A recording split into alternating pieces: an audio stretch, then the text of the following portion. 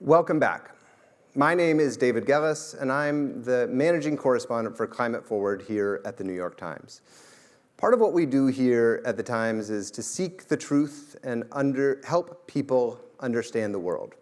And the way we do that is by asking questions and having conversations. And all day here in New York, we've been having those conversations with world leaders, with executives, with government officials. And moments ago, we were beginning one of our final conversations of the day where I am going to interview Vicki Hollub, the CEO of Occidental Petroleum. That conversation was initially disrupted, but we are now going to continue it. So I am pleased to welcome Vicki Hollub. Thank you very much for joining me. Thank you, David. It's great to be here, and I'm glad that we are continuing this discussion because here at Occidental, we are working for solutions to the climate change situation that our world faces. It's the greatest crisis our world has ever faced, and we have to come together to work on solutions for that. And so, to me, to have those that are seeking headlines rather than solutions interrupt discussions that need to be had is it's a sad day for them, and I feel bad that they have nothing better to do with their time. Well, on behalf of the Times, I'm sorry for the disruption, and we really thank you for being willing to continue this conversation. I want to note, though, that what you just said, coming from an oil executive, just to be as simple as I can about your role in the world, is rather unique. You just called it the greatest crisis we've ever faced. I think a lot of people hear you say that and look at your line of work, which is producing, exporting oil and gas, the burning of which we know, just to use your own framing there, is dangerously heating the planet. And they have a hard time believing that you actually mean that. So how do you reconcile your role as an oil and gas executive who's maximizing profits by drilling with what you just said, which is a conviction, a clarity, that this is a serious problem for the globe? I was not born and I didn't come into this world as CEO of Occidental Petroleum. I came into this world as a little girl growing up in the state of Alabama and going every year. My parents were not wealthy. My parents were not college graduates. My father was a carpenter. My mother eventually got a job at Sears and did a great job for them. But what was our biggest thing that we looked forward to every year was our vacation in Gulf Shores, Alabama, on the beach. Okay.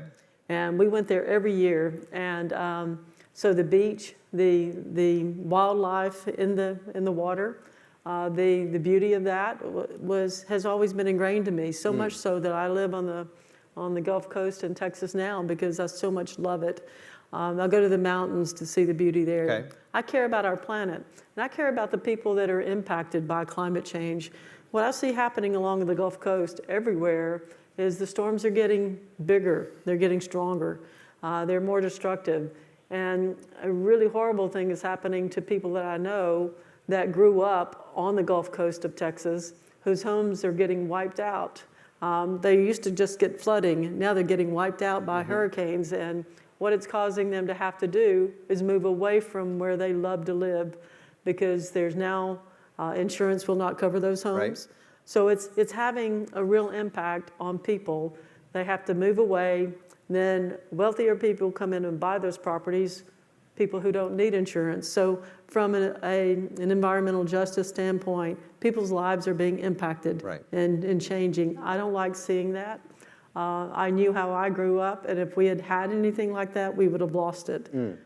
So I grew up wanting to always be able to have those vacations and to live in a place where I could be around water. I want to just sort of break it down because if the world you just described is accurate, and I know it is, and you know it is, and if the source of the warming that you've identified to be so dangerous is, as we know, the emissions from the burning of oil and gas, a lot of people would conclude that the best thing to do, the absolute fastest way to solve this problem, is to phase out fossil fuels as rapidly as possible. And I think they hear you saying it's a problem, but we're still burning oil and gas, we're still producing. Help me reconcile these 2 points of view, because I frankly find it hard to join up these two things at the same time. Well, see, I find it really hard to understand how we got to where we are, that people like you believe that. And I know that you're a great researcher. I know that when you're doing stories and when you're looking into things, that you really want to understand and analyze it. And I appreciate the fact that you were committed enough that you went out to our direct air capture facility that we're building outside of Odessa in Texas. You went out there because you wanted to see it firsthand.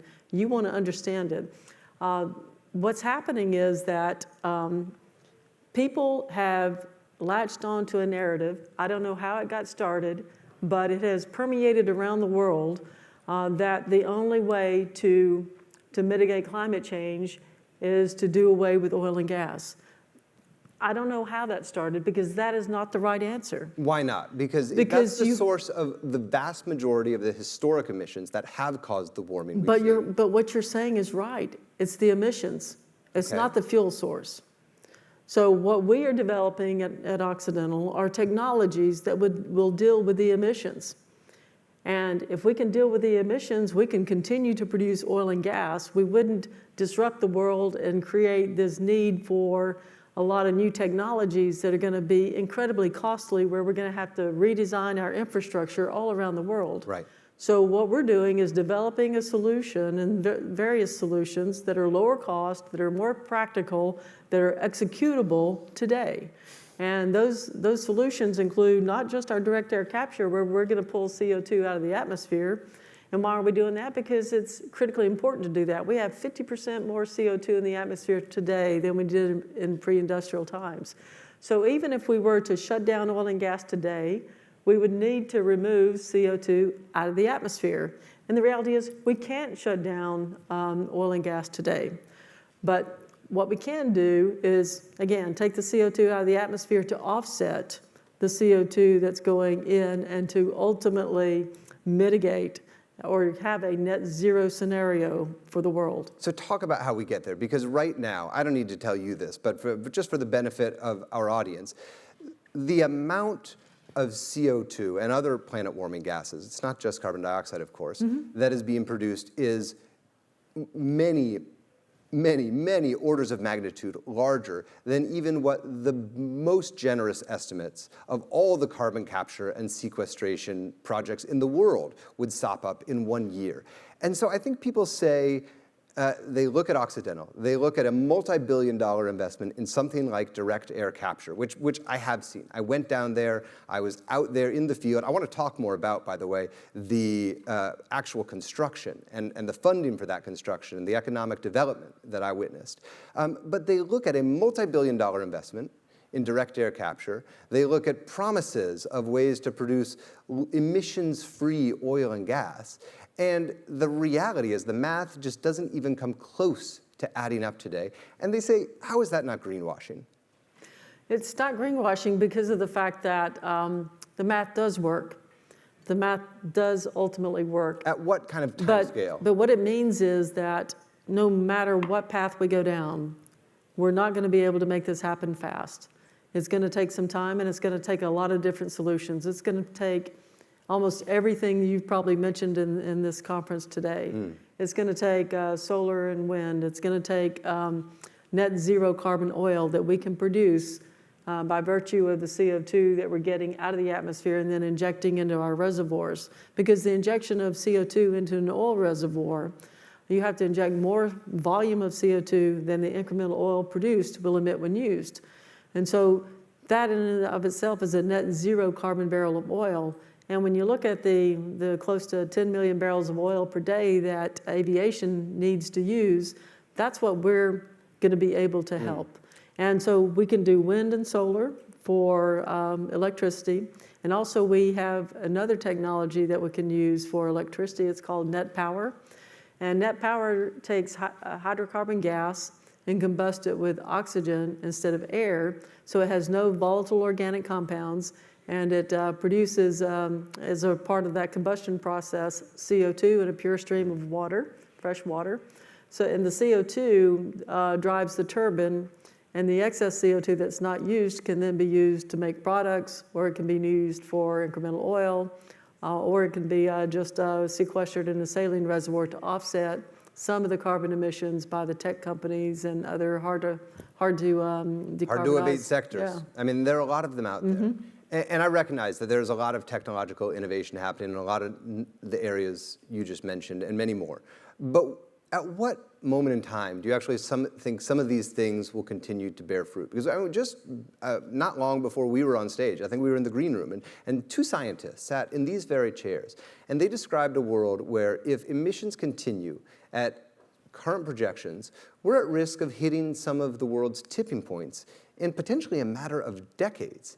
And I think the technological revolution you just talked about, I think we'll be lucky if we're getting some of the way there in a matter of decades. So how do you think about the ability for some of this innovation to actually pay dividends in the time scale that actually matters right now? Is that even possible? It's only possible if we all come together and we collaborate and we work together to make it happen. Right now, I would say I agree with the scientist, because the problem is we're not working together. I remember when 9/11 happened, and after 9/11, it was a crisis for our country. There was so much patriotism after that, so much sense of people caring and feeling for others. That was important for us. Since then, times have changed, but here we are facing the biggest crisis that the world has faced, and if we don't pull together, if we don't collaborate, and if we don't sit down together and have workshops, just roll up our sleeves and figure out what do we need to do and when's it going to happen, and who needs to do what, how do we fund it, what are the governments going to do, that's the kind of conversation we need to have. Some are having that conversation, but they're not including us. They're not including oil and gas. And I tell you, I personally wouldn't include some of the oil and gas companies, because some of the oil and gas companies still deny that climate change is real. We need to get the people in the room that understand it, that realize that the climate science is right and that it is happening. We need to get people who are committed to working on these solutions. And for a company our size, we're spending a lot of dollars to make these technologies work. Again, it's not just direct air capture, which is going to be, it doesn't matter what model you look at. Direct air capture has to happen in a big way. To help us with this transition and to help cap global warming. But what nobody really knows about very much, and we're trying to get the message out, is about net power. Okay.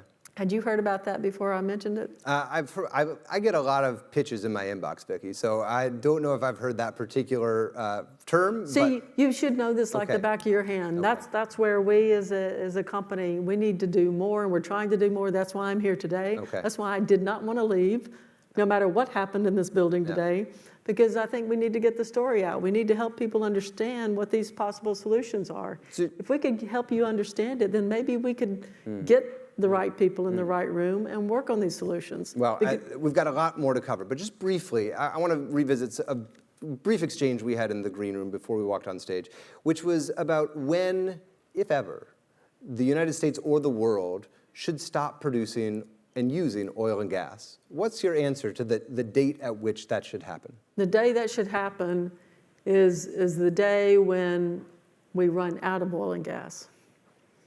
Because as long as we're offsetting the emissions, there's no reason to stop producing oil and gas. Many scientists would say that would lead to, if we ran out of oil and gas, we produced every drop, if we burned every drop, that would lead to catastrophic global warming.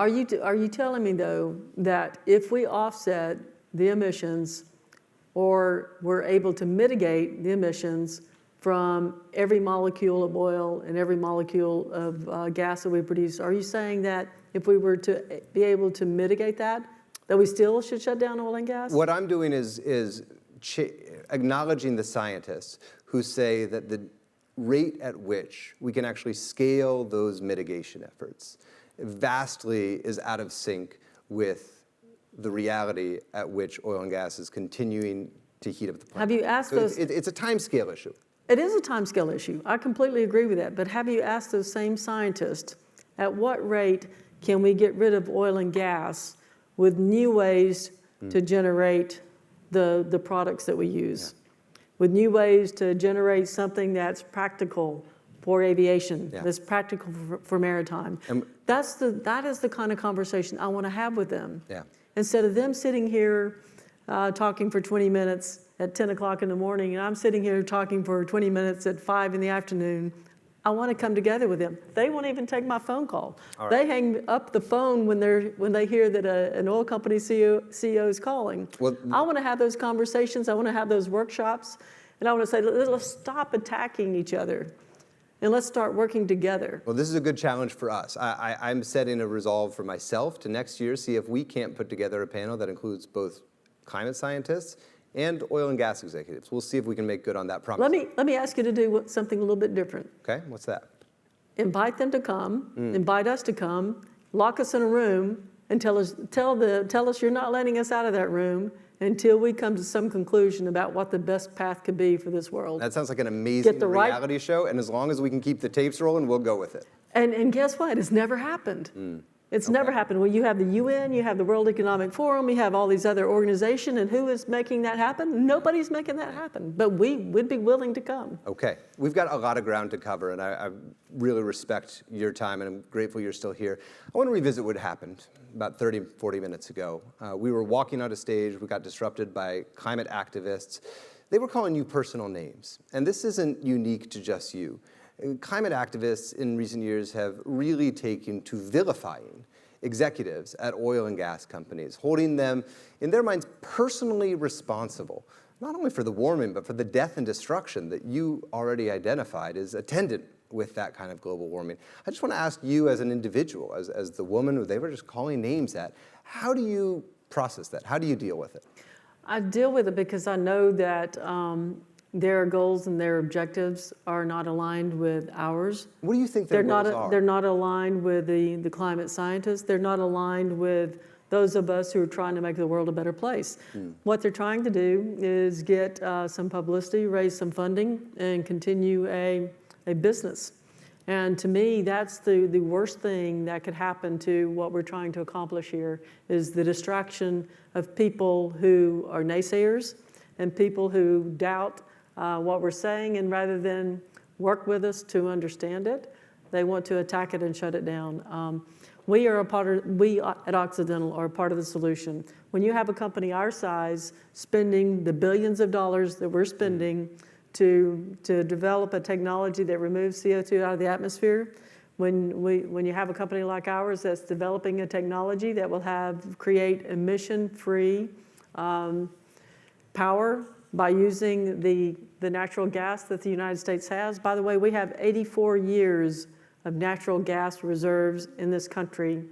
Are we going to waste that because people want to get rid of a hydrocarbon molecule when it's emission-free? Does that make sense to anybody when we have the infrastructure to do that? It's the lowest cost way to power with hydrocarbon gases, and if it's emission-free, why not use it?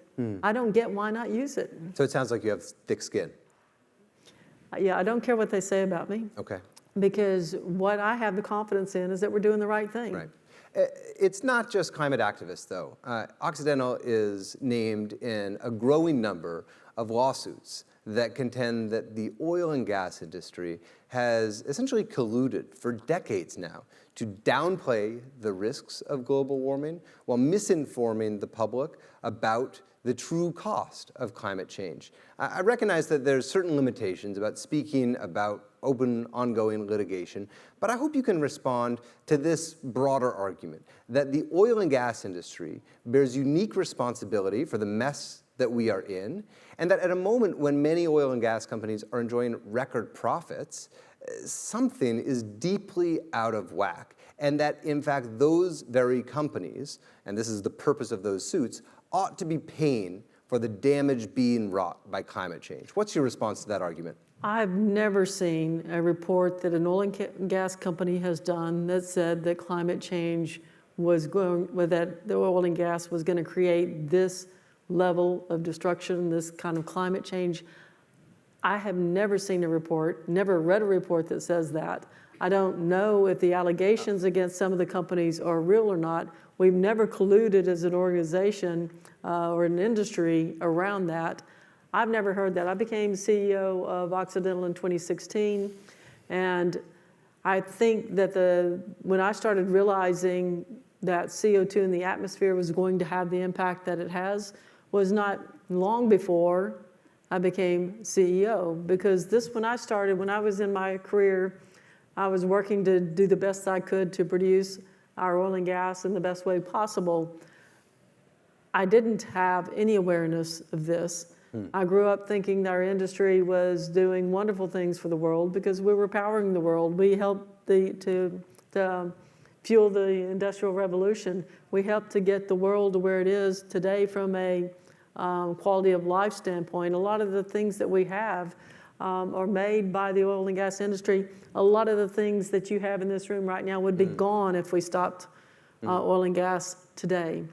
But when I started to realize it, what I did was, and what our company did, was we started looking at it in detail. And when we found the direct air capture technology that we now are executing, it was a small company called Carbon Engineering in Squamish, Canada. A group of scientists and engineers who were developing this way of removing CO2 out of the atmosphere. We thought, that checks several boxes for us. It checks the box of, if we use this technology, it'll make the world a better place. If we use this technology, it'll help create value for our shareholders, but it will also help others decarbonize what they are doing. So we were very excited to do it. And what we knew is, if we didn't buy Carbon Engineering, that they would never be able to get to the point where they could start manufacturing these facilities in a more consistent way and a lower cost ultimately over time. So we knew that the purchase of them, we could make this happen. Yeah. And it's not a concept, it's happening today. It's not something that you hear companies talking about a lot of things and saying, yeah, we're going to have FID for this project or that project. It's going to come in 2 or 3 or 4 years. Yeah. We are not waiting 2 or 3, 4 years. We started this project even before IRA or the infrastructure bill came out. We started this project because we were committed to make it happen. And I just wrote a big profile of David Keith, the founder of that company, and brought it all back home after having seen Stratos down in Odessa earlier this year. Just briefly, though, if you want, just to answer the direct question, as you know, just to tie a bow on that part of the conversation. The question was, many people allege that at a moment when oil companies are experiencing absolutely record profits, they bear some responsibility for picking up the cost of the damage that you've acknowledged that the emissions of the burning of your product are causing. What's your response to that specific argument? My response is, you've seen it, right? You've been out to see it. We're spending a lot of dollars. We're spending hundreds of millions of dollars to help to mitigate climate change. Okay. We're doing that. Okay. But I can tell you one thing, though. We're a company that's committed to do it. You see us doing it. Others see us doing it. The industry is starting to recognize that we have technologies that they, too, should be adopting. So we're starting to influence our industry in a big way. We're helping the world. And what's happening now as a result of that is a better scenario for the climate transition. Now, if we weren't doing it in a way that creates value for our shareholders, we wouldn't be doing it very long. Yeah. We'd be out of business. So we have to do it in a way that creates value for our shareholders. That's what sustainability is all about. If we don't do it, we're not around. If we weren't around, direct air capture at the scale that we're doing it would not be happening for years to come. Okay, let's keep going on the economics of this, because you just talked about spending hundreds of millions of dollars. You've also enjoyed real support from the Biden administration in pursuing these efforts. They allocated a bunch of money, I believe it was through the Infrastructure Act, for the development of direct air capture hubs. You won one of those, and I've seen thousands of workers sort of building this giant thing in the middle of the Texas desert. Would you have built that without the support of the administration? Would you have done it? Would it make economic sense without government help? We made the FID decision for Stratos before the IRA bill and before the infrastructure bill. We worked with Senator Heidi Heitkamp to get some adjustments made to 45Q. And so she did a great job to get the tax credit increased, not nearly to the level it is today. So we were already doing it. That's how committed we are, David. We were doing it before. Now we do appreciate that the IRA is in place, and Senator Manchin pushed that really hard and worked hard for it, because unlike Europe, where They're using a stick for the tax system that they have in place. That doesn't incent the development of new technologies. But what the IRA and infrastructure bills do is they provide the opportunity for all these ideas that people have come up with to actually start to happen. And so it's a great thing for the United States, and as we've been very criticized, the U.S. has been for putting this in place, but it's going to change the world. Yeah. Former President Trump has been very critical of the IRA and the Infrastructure Act. He's vowed to repeal certain parts of it should he be reelected. Have you communicated any of your favorable views about this to him or his team or to others in the Republican and conservative movement, including Kevin Roberts, of the Heritage Foundation, who was on stage in that seat earlier today? And he described the very things that you just framed as real economic benefits as policies that were destroying American jobs, wreaking havoc in the American economy. What is your message to the Trump transition team, or Trump campaign, excuse me, and have you had any specific conversations with him about this issue? We've talked to many people in the Trump administration prior and even here recently.